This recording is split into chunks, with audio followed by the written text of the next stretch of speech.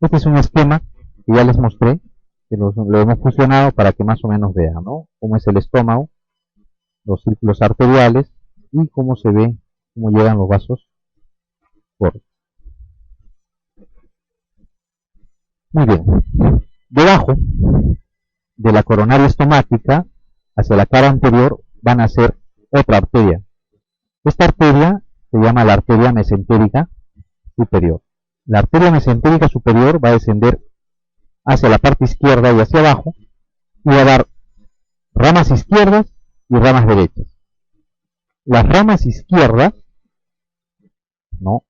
Todas las ramas izquierdas de la mesentérica superior van a vascularizar el intestino delgado, ¿no? Formando unos arcos vasculares, que vamos a ver más adelante, hay un esquema de eso. Las ramas derechas de la mesentérica superior van a vascularizar lo que es el colon, ¿no? El colon derecho. Abajo de la mesentérica superior van a ser la mesentérica inferior. La mesentérica inferior va a vascularizar todo lo que es el colon izquierdo hasta el recto superior, ¿ya? Hasta el tercio superior del recto. Entonces, la mesentérica superior al nacer va a dar ramas, primero yeyunales y luego iliales. Hacia la parte más inferior va a dar un tronco, tiene un nombre largo, ¿no? Este tronco va a irrigar, o va a dar ramas que van a irrigar al apéndice, al ciego, al colon ascendente en la parte más inferior y al ileo, por la ilial recurrente, que es una rama que va a llegar a la parte distal del ileo y va a volver, ¿no? Hacia la parte superior, por eso se le llama ilial recurrente. Ese tronco toma el nombre de las arterias que va a originar, se llama tronco ileo o ilial recurrente, seco o biseco si quieren, porque va a dar las secales, apendículo porque va a dar la apendicular y cólico porque va a dar la cólica inferior o ramas cólicas para el colon ascendente. O sea, ileo, seco, apendículo, cólico. ¿Ok? Ese es su nombre. Entonces, de ese tronco, ileo seco apendicular o ileo seco apendículo cólico, va a salir las ramas ileales, las arterias para el colon, para el ciego y principalmente la arteria apendicular, ¿ok? Que va a vascularizar el apéndice. Muy bien. Luego vamos a tener la cólica derecha. La arteria cólica derecha es una arteria que se va a dirigir hacia el colon ascendente y va a dividirse en dos ramas, una descendente y una ascendente, ¿ok? Que se va a dirigir hacia el ángulo hepático y hacia el colon transverso. Hay veces, no siempre, existe esta arteria que se llama la cólica media. La cólica media se va a dirigir hacia la mitad del colon transverso. Por eso le llaman cólica media. De existir el colon, esta arteria, cólica media, el mesocolon transverso, que es esta estructura, el mesocolon transverso es un meso que va a abrazar a lo que es el colon transverso, va a ser vascular. Cuando no existe esta arteria cólica media, el mesocolon transverso es avascular, ¿ok? O sea, no tiene vaso. ¿Qué más? La arteria mesentérica inferior va a dar una rama que es la cólica izquierda, que va a llegar a cerca al ángulo esplénico del colon y va a dar una rama ascendente y una descendente. Después va a dar el tronco de las simoideas, ¿no? Que se van a dirigir en número de 3 o 4 a lo que es el colon sigmoides. Y la simoidea más superior va a dar una rama ascendente que se va a anastomosar con la descendente de la cólica izquierda. Ok. Las arterias sigmoideas van a vascularizar formando arcos al colon sigmoide. Y la rama terminal de la mesentérica inferior es la arteria hemorroidal superior o rectal superior, que va a vascularizar el tercio superior del recto. Y se va a anastomosar con las sigmoideas. Ok. Estas anastomosis tienen un nombre. La anastomosis entre la cólica izquierda y la cólica derecha se llama la anastomosis de Riolano, ¿ok? Y forma un arco que se llama el arco de Riolano. La anastomosis entre la sigmoidea inferior o la última sigmoidea y la hemorroidal superior se le llama la anastomosis sigmoidea IMA o anastomosis de Sadek o Sudek, se escribe Sudek, ¿ya? La anastomosis de Sadek. Y hay un arco que se llama el arco marginal. Si ustedes se fijan, si siguen esta arteria, ¿no? Es una arteria paralela al colon ascendente, al ángulo hepático, al colon transverso, al ángulo esplénico, al colon descendente y al colon sigmoide. Este arco se le llama el arco marginal, que nace de las anastomosis de todas las ramas de la mesentérica, de las cólicas, ¿no? De la mesentérica superior y la mesentérica inferior. Este arco marginal se le llama el arco marginal de Drummond, ¿ok? En algunos casos, este arco marginal sirve para hacer la transposición de colon. O sea, por ejemplo, cuando hay una esofagitis cáustica, hay una lesión del esófago, un cáncer de esófago y se tiene que sacar el esófago y se tiene que colocar en vez del esófago parte del colon. Este arco marginal le sirve en esos casos, ¿no? Si es que es competente. Muy bien. Estos son esquemas, como les decía, de las arterias mesentéricas, ¿no? Esta es la arteria mesentérica superior, como les decía, forma hacia el lado derecho, da las ramas para el colon, y hacia el lado izquierdo, las ramas yeyunales y después las ramas ileales, ¿ok? Formando arcos vasculares, ¿no? De primer, de segundo y de tercer orden. La arteria mesentérica inferior lo mismo, ¿no? En este caso, por ejemplo, se ve claramente cómo se forma el arco de Riolano, ¿ok? Porque no existe la cólica media.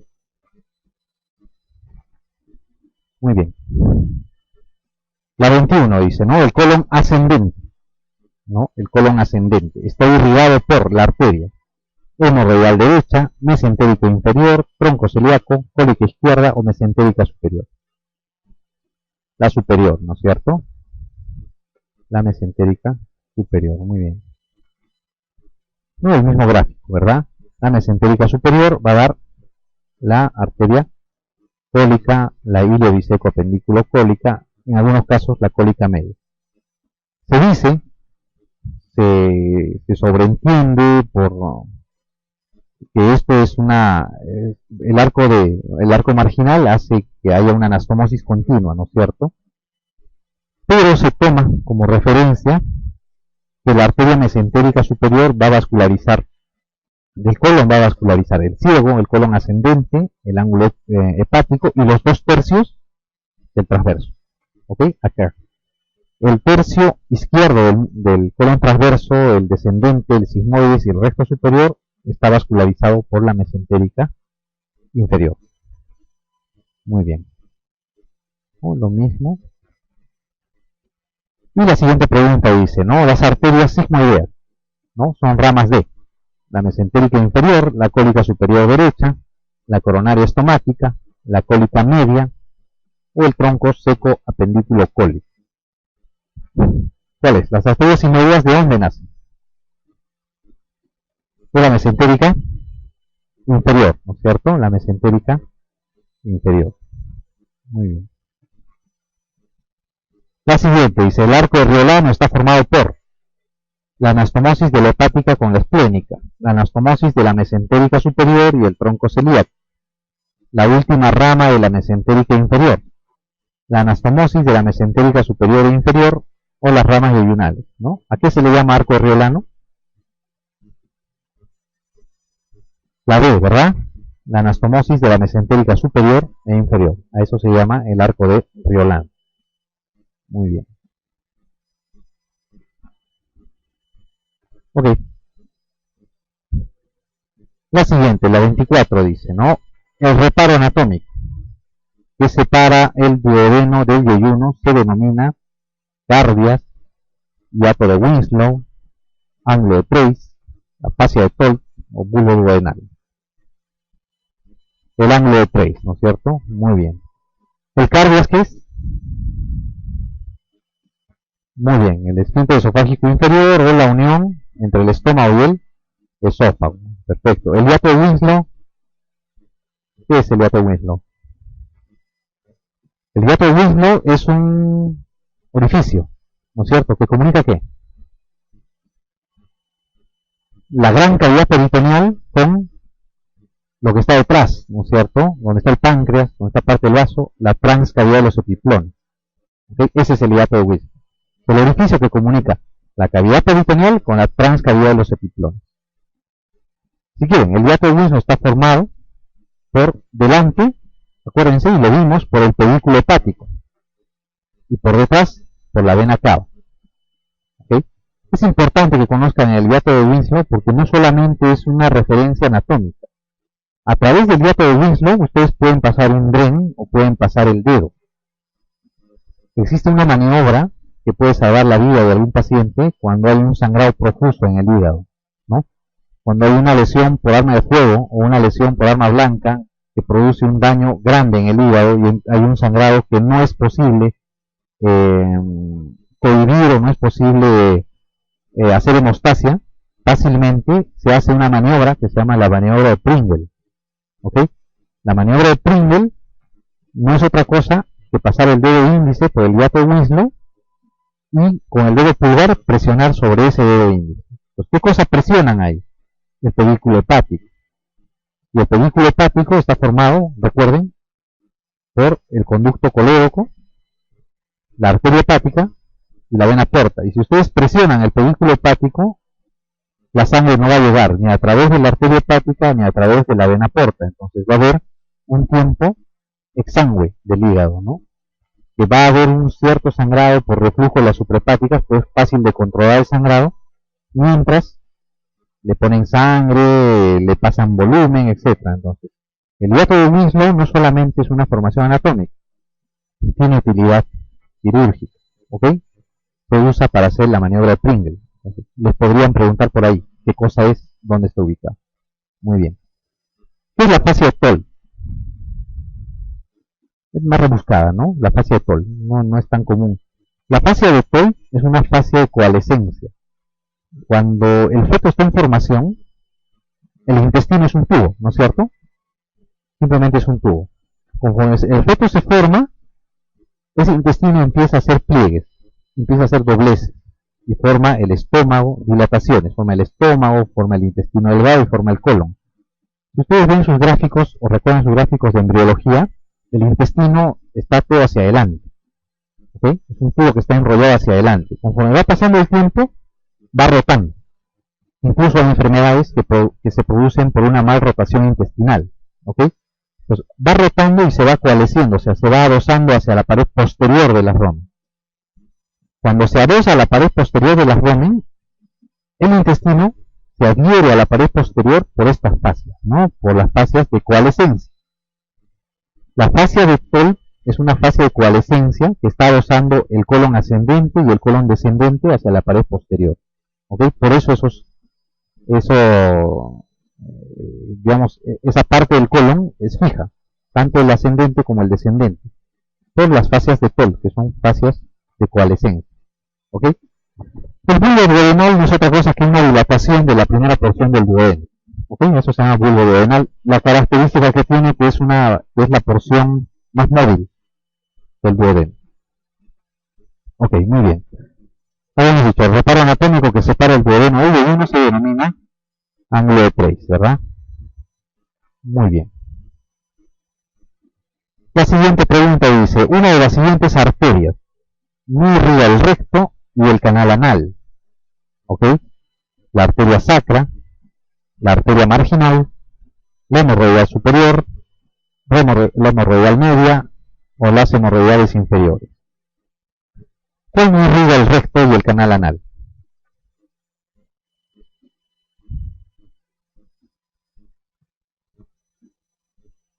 Ok, las tres últimas definitivamente sí irrigan, ¿no es cierto? La hemorroidal superior, la media y la inferior irrigan el recto y llevan el conducto anal. Muy bien. Les queda dos, la arteria sacra y la arteria marginal. La arteria sacra es una arteria que es rama terminal de la arteria aorta, ¿no? Está en la mitad. En algunos casos va a dar vascularización al recto. Vasos pequeños, si bien es cierto, pero puede vascularizar. ¿Qué era la arteria marginal? ¿Se acuerdan? Les mostré el arco, ¿no es cierto? El arco marginal va desde el ciego hasta el sigmoide, ¿ok? A eso se llama el arco marginal. Entonces, obviamente que la arteria marginal no va a vascularizar el recto, ¿ok? Muy bien, la B entonces. Bien, ¿qué otra cosa deben saber? Cuando se hace una intervención quirúrgica, cuando se opera a un paciente y ustedes abren mediante una incisión no grande, ¿ok? No exagerada el abdomen, lo que van a encontrar son asas intestinales, ¿ok? Un conglomerado de asas. ¿Cómo saben qué es intestino delgado? ¿Qué asa es de intestino grueso? ¿No? Tienen sus características. ¿Cuáles son? ¿Las recuerdan? Las tenias, ¿no es cierto? Las tenias son unas. Las tenias son unos engrosamientos que tiene el colon, ¿no? Que son engrosamientos de la capa longitudinal y que son el número de 3, ¿verdad? Son 3 tenias que están a lo largo de todo el colon. Empiezan en el ciego, justo en la base del apéndice, y se dirigen hasta el sigmoides, ¿no? Y desaparecen en el recto, ¿no? Donde se van a ensanchar. Entonces, las tenias sirven para diferenciar intestino delgado de intestino grueso, y también sirven para hallar el apéndice. O sea, que agarran, cogen la tenia y siguen la tenia, la siguen distalmente, y en algún momento van a llegar a la base del apéndice, ¿no es cierto? Sirve para identificar el apéndice. Muy bien. ¿Qué otra cosa diferencia el colon del intestino delgado? Las austras, ¿no es cierto? ¿Qué son las austras? Son estas abolladuras, si quieren, o estas entrantes, o estas contracciones que tiene el colon a lo largo de toda su longitud, ¿no? Eso se llama austra. Muy bien. ¿Qué otra cosa más diferencia el colon del intestino? Además del diámetro, obviamente, ¿no es cierto? Estas cosas, ¿no? Estas cositas amarillas, ¿no? Que más hay en el colon sigmoides y menos en el ciego, pero existen, se llaman los apéndices epiploicos. Los apéndices epiploicos solo están en el colon y sirven para diferenciar el intestino grueso del intestino delgado. Muy bien. De ahí viene la pregunta esa que dice. No es característica del intestino grueso. ¿Ah? No es característica, dice. Presenta superficies lisas, presenta 3 tenias, adosadas a su pared, presenta apéndices epiploicos, presenta austras. El colon sigmoides es irrigado por la mesentérica inferior. ¿Cuál no es característica del intestino grueso?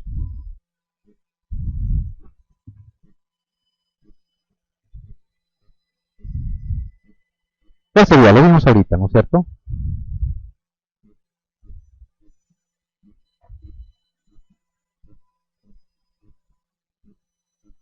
A ver, ¿el colon sigmoides es irrigado por la mesentérica inferior, sí o no? Sí, ¿no es cierto? A través de las sigmoideas. Muy bien. ¿Presenta austras? También. ¿Presenta apéndices epiploicos? También. ¿Presenta 3 tenias? También. ¿Presenta superficies lisas? No, pues no. ¿Por qué? Porque tiene tenias, tiene apéndices epiploicos, tiene austras, ¿no? No tiene superficie lisa, ¿no? La superficie lisa es del intestino delgado. Muy bien. Ok. Hay un órgano que necesariamente le van a dar importancia por la patología que presenta, que es el apéndice. El apéndice es un órgano rudimentario, un órgano atrófico, que tenía en algún momento una función inmunológica, que se encuentra por debajo de la desembocadura del hilio terminal a través de la válvula ileocecal, y en la parte más distal del ciego, ¿ok? Toma diferentes posiciones de acuerdo a dónde está ubicada la punta. Si la punta se va hacia uno u otro lado, toma diferentes nombres, ¿no? Si es la punta del apéndice está por detrás del ilio, se llama que está en una posición posilial. Si está por delante del ilio, es una posición preilial. Si está hacia la pelvis, es una posición pélvica. Si está inmediatamente por debajo del ciego, es subsecal. Si está hacia afuera del ciego, por el canal parietocólico, es una parasecal. Si está hacia atrás del ciego, es una retrosecal. Y de acuerdo a cómo esté ubicado la punta, incluso cuando hay apendicitis, el dolor va a variar, ¿no es cierto? Si es que hay un apéndice pélvico y se produce una apendicitis ahí, va a producir disuria, tenesmo, pujo, ¿no? Puede provocar incluso piuria. Si es que es un retrosecal ascendente, puede provocar dolor en flanco derecho, en hipocondrio derecho, puede semejar una colecistopatía incluso, y puede hacer variar el diagnóstico. Entonces, las posiciones del apéndice son importantes. La más frecuente es la retrosecal, ¿ok? Hay una que es un poquito más rara que es la retrosecal ascendente, ¿no? Que es distinta. Pero la retrosecal es el apéndice que está detrás del ciego. Ustedes levantan el ciego y ahí está el apéndice. Es la posición más frecuente. La siguiente es la parasecal externa, ¿no? Que es la más frecuente. Que está hacia la parte de atrás, pero hacia afuera, ¿no? En el canal parietocólico. Las otras son un poquito más raras, pero pueden encontrarse de todas maneras. Ok. La pregunta dice, la posición más frecuente del apéndice es parasecal externa y pélvica, subsecal, parasecal interna y retrosecal, retroilial o subhepática. ¿Cuál es la respuesta ahí?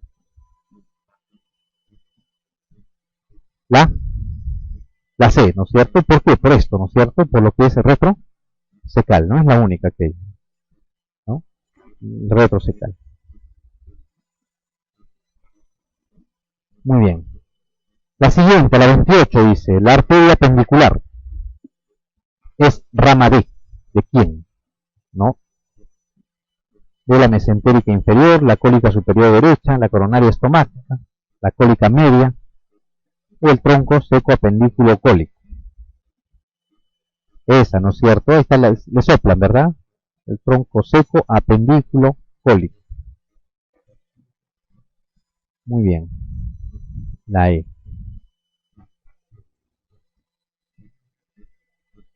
Ok, esto también es importante que conozcan. Vamos a hablar de una malformación, ¿no? De repente la malformación intestinal más frecuente que hay. Dice la pregunta, el rezago del conducto ónfalo-mesentérico en el adulto puede estar representado por el uraco, el cordón de Arancio, el apéndice secal, la vesícula biliar o el divertículo de Meckel. El divertículo de Meckel, ¿no es cierto? Recuerden, el conducto ónfalo-mesentérico es un conducto que unía en el feto el ombligo al intestino medio, ¿ok? A la parte intestinal. Entonces, este conducto ónfalo-mesentérico, a medida que va creciendo el feto, se va atrofiando. Al nacer, normalmente ya no existe, ¿ok? En algunos casos no se atrofia o se atrofia parcialmente. Si no se atrofia, ustedes van a tener un conducto o una unión del ombligo con el intestino. Si está atrofiado parcialmente, pueden tener una especie de ligamento del intestino hacia el ombligo, o lo que le dice la pregunta, pueden tener un divertículo de Meckel, ¿no? El divertículo de Meckel es un divertículo, a diferencia de los otros divertículos que hay en la cavidad intraabdominal, un divertículo verdadero. ¿Por qué es divertículo verdadero? Porque tiene todas las capas intestinales. Tiene serosa, tiene mucosa, tiene submucosa, tiene muscular, ¿ok? Los divertículos falsos, que son la mayoría, que normalmente están en el colon, no tienen las 4 capas del intestino, ¿ok? Básicamente son su mucosa y mucosa. Pero el divertículo de Meckel tiene las 4 capas, perdón, todas las capas del intestino. Y la otra característica es que el divertículo de Meckel está en el borde antimesentérico. ¿Okay? En el borde antimesentérico se encuentra el divertículo de Meckel. Y está más o menos entre los 60 y 120 máximos centímetros de la válvula ileocecal. ¿Okay? A esa altura se encuentra el divertículo de Meckel. ¿Qué otra característica tiene el divertículo de Meckel? El divertículo de Meckel tiene normalmente tejido heterotópico. ¿A qué le llaman tejido heterotópico? Tejido heterotópico le llaman a que tiene tejido gástrico, puede tener tejido pancreático, o otro tejido intestinal, o incluso tejido de otros órganos en la mucosa. Normalmente, con mayor frecuencia, tiene tejido gástrico. Por ende, el divertículo de Meckel, al tener tejido gástrico, puede inflamarse y puede presentar o producir sangrado, hemorragia digestiva en esa zona, ¿no? A un niño que presenta hemorragia digestiva se le debe de descartar esto, ¿no? El divertículo de Meckel, ¿no? Por un sangrado por tejido heterotópico a este nivel. Este es el divertículo de Meckel, ¿ok? Esa es la forma como se ve el divertículo de Meckel. Normalmente se presenta en el borde antimesentérico, es una dilatación a manera de dedo de guante que va a tener su vascularización propia, ¿ok? Al tener tejido heterotópico, como les digo, se puede inflamar, se puede perforar, ¿no? O puede producir sangrado. ¿Qué otras cosas puede haber aparte del divertículo de Meckel por la persistencia del conducto ónfalo-mesentérico? Puede haber una fístula, ¿ok? Si la persistencia es total. Puede haber un quiste, ¿no? Puede haber un quiste si es que se ha cerrado distal y proximalmente y el centro ha permanecido sin atrofiarse, ¿no? Un quiste mesentérico. Puede existir bridas. Una brida le llaman bridas congénitas, ¿no? ¿Qué es? Esta brida une el borde antimesentérico, donde estaría el divertículo de Meckel, al ombligo. Incluso alrededor de esa brida, el intestino puede rotar, ¿ok? Y puede producir una hernia interna y producir una estrangulación del intestino, ¿no? Y una obstrucción intestinal, sin necesidad de cirugías previas, ni bridas ni adherencias provocadas normalmente por cirugías anteriores, ¿no? Es una brida congénita. Otra cosa que puede producir el divertículo de Meckel, que no está acá en el gráfico, es una intususcepción. O sea, en el divertículo de Meckel se mete a través del intestino y hace una especie de telescopaje. ¿Ok? A eso se llama intususcepción. Ok, y obviamente la diverticulitis en un divertículo de Meckel es un diagnóstico diferencial con la apendicitis aguda. ¿Ok? Recuerden la anatomía del divertículo de Meckel. Muy bien. Vamos a hablar ahora sobre más o menos sobre los grupos ganglionares del colon. Ok. Los grupos ganglionares del colon están divididos de acuerdo a cómo están localizados el colon. ¿Por qué es importante conocer los ganglios, tanto en el colon como en el estómago? Porque cuando se hacen resecciones de colon, resecciones de estómago, o sea, cuando se sacan gastrectomías, colectomías o hemicolectomías por cáncer especialmente, se tiene que tener el cuidado de extirpar los ganglios para no dejar enfermedad residual y para que no recidive el cáncer más adelante. ¿Okay? Los grupos ganglionares en el colon están adosados alrededor de todo el marco cólico y alrededor de las arterias. Bueno, acá la respuesta se las voy a dar, pero quiero que vean el gráfico que está acá. ¿Ya? Esto es lo importante. Acá tenemos el marco cólico. ¿Ok? Este es el marco cólico que va desde el ciego hasta el sigmoide. Los grupos ganglionares tienen relación con los vasos, las arterias que van a llegar al colon. Hay ganglios que están adosados a la pared. ¿Ok? Los ganglios que están adosados a la pared corresponden a los apéndices epiploicos. Si ustedes agarran y sacan un apéndice epiploico y lo cortan por la mitad, dentro hay un ganglio. ¿Ok? Esos son los ganglios epicólicos, que están adosados a la pared. Ese es, digamos, el primer reparo, la primera barrera que tiene la enfermedad, las enfermedades oncológicas para su diseminación. Luego tenemos alrededor del colon, en los vasos terminales, ¿no?, alrededor del arco marginal, una serie de ganglios paralelos al borde mesentérico del colon. Esos son los ganglios paracólicos. ¿Okay? Los ganglios paracólicos. Después vamos a tener ganglios que van a estar alrededor de las arterias de la cólica izquierda, del tronco de las sigmoideas, del tronco ilio seco apendículo cólico, de la cólica derecha, de la cólica media si existe, y estas van a ser los ganglios del grupo o de los grupos intermedios. ¿Okay? Y los ganglios que están adosados al nacimiento de las arterias mesentéricas van a ser los ganglios del grupo central. ¿Okay? Entonces, la pregunta decía, ¿no es cierto? Los grupos ganglionares del colon son epicólicos, paracólicos, intermedios y principales, ¿no? La respuesta es todas, ¿no es cierto? Los epicólicos, acuérdense, en los apéndices epiploicos. Los paracólicos están alrededor del arco marginal. Los intermedios alrededor de las ramas de las cólicas. Los principales o el grupo central están alrededor de los vasos mesentéricos. Normalmente cuando se hace una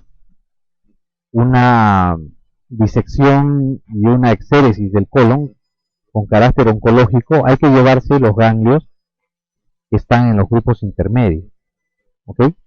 Para tratar de no dejar enfermedad. No se puede llevar los de los grupos centrales porque ahí sí es incompatible, ¿no? Muchas veces, pues, si ustedes se llevan la mesentérica superior desde su nacimiento, se llevan todo el intestino también, no se puede hacer eso. Pero sí se debe hacer en los grupos intermedios, o sea, en el nacimiento de la mesentérica, ahí se tiene que ligar los vasos, y por ende se tiene que sacar con todos los ganglios, ¿ok? Muy bien. Este es un slide que tienen que conocer, porque han preguntado más de una vez, ¿qué es la numeración y la descripción de lo que son los grupos ganglionares del estómago? ¿No? Hay 16 grupos ganglionares en el estómago. Algunos con más importancia que otros. Los ganglios del estómago les sirven para lo mismo. Así como en el colon les servía para hacer la resección y la colectomías o hemicolectomías, cuando hacen una gastrectomía o una hemigastrectomía o una gastrectomía subtotal, si es que se está haciendo con criterio oncológico, se tienen que buscar los ganglios. Y de acuerdo a qué ganglios van a sacar, o a cuántos ganglios van a sacar, puede ser una resección 1, 2 o 3, dependiendo de lo que estén buscando. Entonces, han preguntado sobre los ganglios, y hay algunos ganglios, como les digo, que tienen más importancia que otros, ¿no? Los primeros 6 son fáciles de recordar y han preguntado de esos hasta 2 veces, ¿ok? El grupo 1 es el grupo cardial derecho. El grupo 2 es el opuesto, el grupo cardial izquierdo. El grupo 3 son los grupos de la curvatura menor, o sea, los ganglios que están en la curvatura menor. El grupo 4, a su vez, son los que están en la curvatura mayor ya también.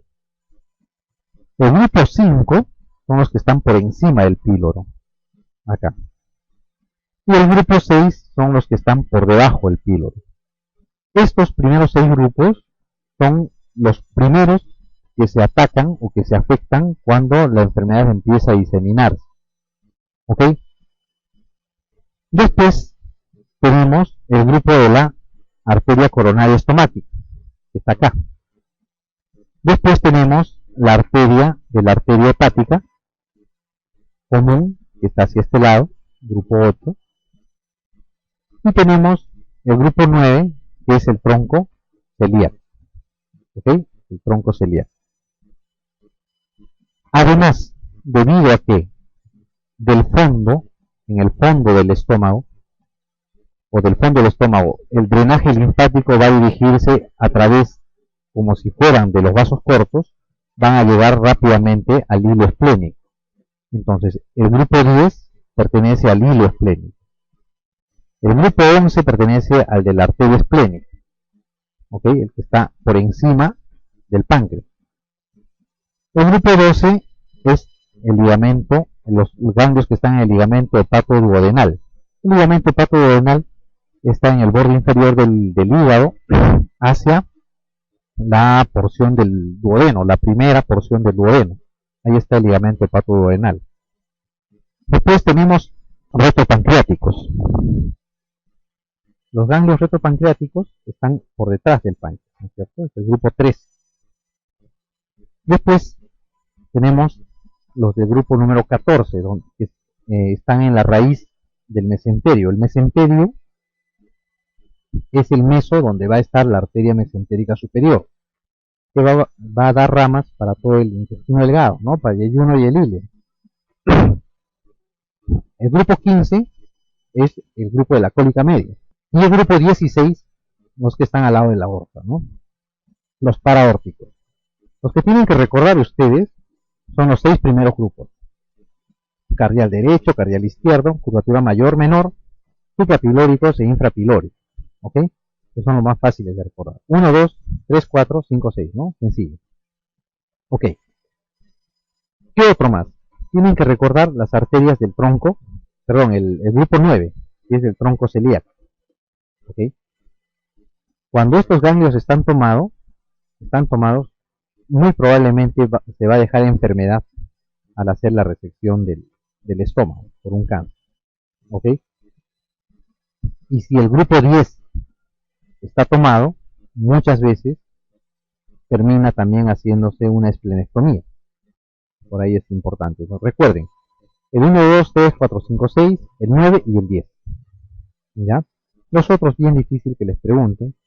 En los exámenes, no en LENAN, pero en los exámenes de residentado han preguntado sobre los primeros grupos y el grupo 9. ¿Ok? El grupo 9. No sería raro que les pregunten. Si les van a preguntar, recordando esto, van a responder una pregunta que probablemente otros compañeros de ustedes no lo van a hacer. ¿Ok? Entonces recuerden, los 6 primeros grupos, el 9 del tronco celíaco y el 10 del hilio esplénico. ¿Ok? Los otros es bien difícil que les pregunten porque ya requieren un conocimiento de resección gástrica en casos de especialidad.